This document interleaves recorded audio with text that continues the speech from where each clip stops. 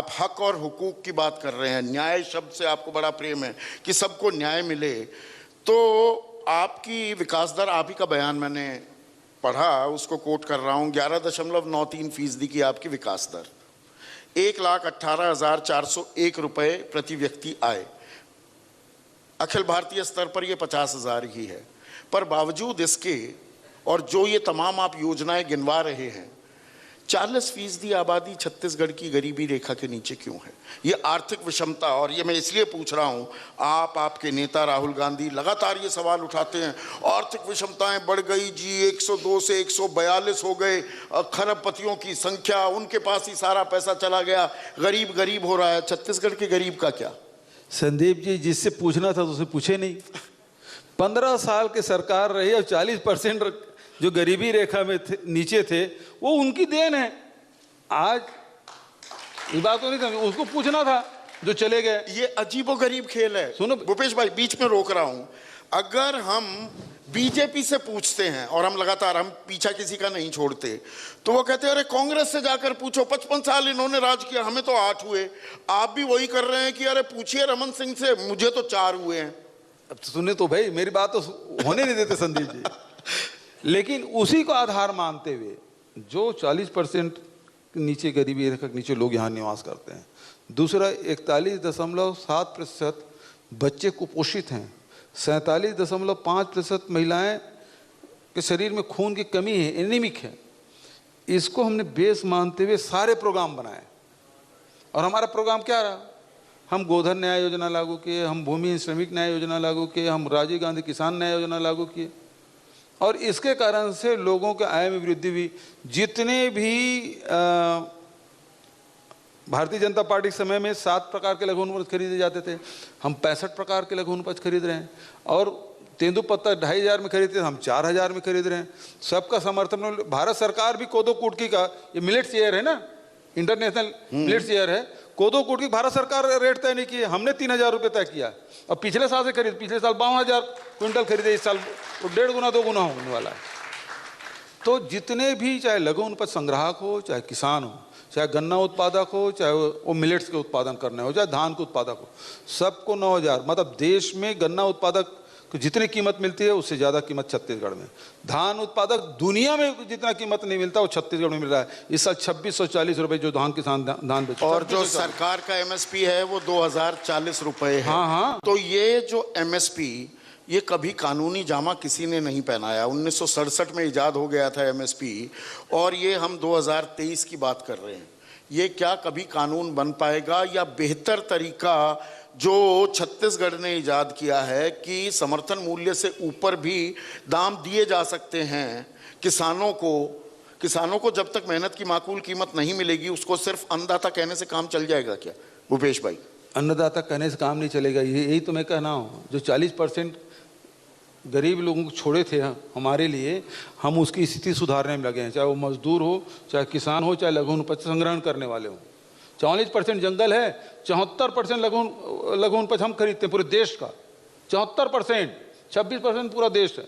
जबकि जंगल मध्य प्रदेश में भी है, झारखंड में है, और नॉर्थ ईस्ट में भी मिलेगा। लेकिन सबसे ज़्यादा लघु वनोपज हम संग्रहण करते हैं, और उसका पैसा मिल रहा है लोगों को। तो लोगों के जीवन में जो परिवर्तन आया है वो देखने की बात है। आप ग्रामीण छत्तीसगढ़ की बात कर रहे हैं। हाँ जी। शहरों की भी अगर बात की जाए, शहरों में एक बड़ा आरोप आप पर यह लगता है कि हाँ भाई, गांव देहात में आदिवासी कल्याण में तो जुट गए भूपेश बघेल, लेकिन शहरों में देखो तो सड़कों की हालत खराब है, बिजली की समस्या है। अभी सुनिए ना आगे, बोलते जाइए। किडनैपिंग, अपहरण की घटनाओं में इजाफा होने लगा है, वायलेंस, क्राइम, जुर्म लगातार बढ़ते जा रहे हैं। बीजेपी के ये आरोप हैं, और यहाँ पर बड़े कई नेता आए सीधे सीधे ये आरोप लगा रहे हैं कि इन पर जवाब नहीं देते हैं भूपेश बघेल। मैं सभी आरोपों को जवाब देने के विधानसभा में तैयार हूँ, इस मंच में भी तैयार हूँ। जहाँ तक शहर की बात है, शहर में आप देखिए पिछले 3 साल से स्वच्छता में पूरे देश में हम नंबर 1 हैं। शहरों की बात कर रहा हूँ मैं, पूरे देश में। और भारत सरकार ने हमको ट्रॉफी दी ना 3 बार, राष्ट्रपति के हाथ से मैंने खुद लिया।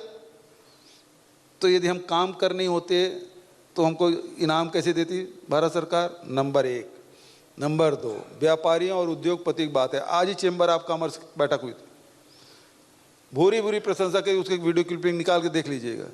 व्यापारी, सवाल इस बात का है कि आज देश का जो पैसा है या राज्य सरकार का पैसा है, किसके पास जा रहा है? हमारे यहाँ खजाने का पैसा किसानों के, मजदूरों के, आदिवासियों के, महिलाओं के, नौजवानों के खाते में जा रहा है। और भारत सरकार का पैसा कहाँ जा रहा है? न किसानों को मिल रहा है, न व्यापारियों को मिल रहा है। 2-3 उनके मित्र जिसके बारे में राहुल जी बोलते हैं, उसके खाते में जा रहा है। फर्क ये है। और वो जो पैसा जा रहा है, तो मेरे यहाँ चाहे छोटे व्यापारी हों चाहे बड़े व्यापारी हों, एक भी आदमी बता दे कि मेरे यहाँ कोई व्यापारी या कोई उद्योगपति परेशान है। देश में मंदी हो सकता है, छत्तीसगढ़ में मंदी नहीं साहब। विपक्ष तो बीजेपी यही आरोप लगाती है आप पर कि भाई 2 सवाल आप क्लब किए। एक मिनट ना ना ना, मैं बिल्कुल स्पेसिफिक हो रहा हूँ सवाल में। वो तो ये कहते हैं कि टेंडर ठेका में दुनिया भर के पैसे कमाए जा रहे हैं, पैसों के बल पर ही भूपेश बघेल कांग्रेस को चुनाव लड़वाते हैं, असम में, हिमाचल में चुनाव लड़वाते हैं। यहाँ पर पैसा कमाया जा रहा है और चुनाव प्रचार में इस्तेमाल किया जा रहा है। संदीप भाई, मैं दोनों पहले वाले प्रश्न का उत्तर दे देता हूँ। ये बोलते हैं कि हाँ हत्याएं हो रही है, बलात्कार हो रहे हैं, सांप्रदायिक हिंसा, फेक एनकाउंटर्स, फेक एनकाउंटर का भी जिक्र मैं बता रहा आता हूँ, जितनी घटनाएं हुई है छत्तीसगढ़ में, चाहे अपहरण के किस्से हुए हैं, हम वो अपहरणकर्ताओं के मांदे में, मतलब शेर के मुंह से बच्चों को छीन के लाए, व्यापारी को छीन के लाए। और भारतीय जनता पार्टी बता दे, इनका जो जेल ब्रेक हुआ था, 1 बार नहीं 2-2 बार हुआ था, वो आज तक के आरोपी पकड़े गए हैं क्या? हमने तो सबको पकड़ के लाया। जो हत्या के आरोपी हैं वो पकड़े गए हैं, जो अपहरण किए उसको छुड़ा के लाया, उनको पकड़ के जेल में ठूस दिए। हमने ये किया। और जहाँ तक टेंडर की बात है, आजकल तो सब ऑनलाइन है, ये टेंडर हो रहा है। अब इनके पास कुछ है ही नहीं, तो आरोप, मतलब उस दिन विधानसभा में मुझे हंसी आ रही थी, नेता प्रतिपक्ष कह रहे थे कि टेंडर को निरस्त कर दिया गया। क्यों? आज देश भर में जल जीवन का कार्य चल रहा है, तो पाइप की कीमत तो बढ़ाना है, पूरे देश में डिमांड है। अब उसके कारण से रेट बढ़ गया, तो कोई ठेकेदार टेंडर नहीं डाला, तो टेंडर नहीं डाला या सिंगल टेंडर आया तो उसको निरस्त करेंगे। अब निरस्त हुआ और टेंडर हुआ ही नहीं, उसमें 100 करोड़ का भ्रष्टाचार का आरोप लगा दिया। कैसे संभव है बताओ? जो टेंडर हुआ ही नहीं है, जो काम हुआ ही नहीं है, पेमेंट हुआ ही नहीं है, भ्रष्टाचार कैसे हो सकता है? मुझे ये बता दीजिए।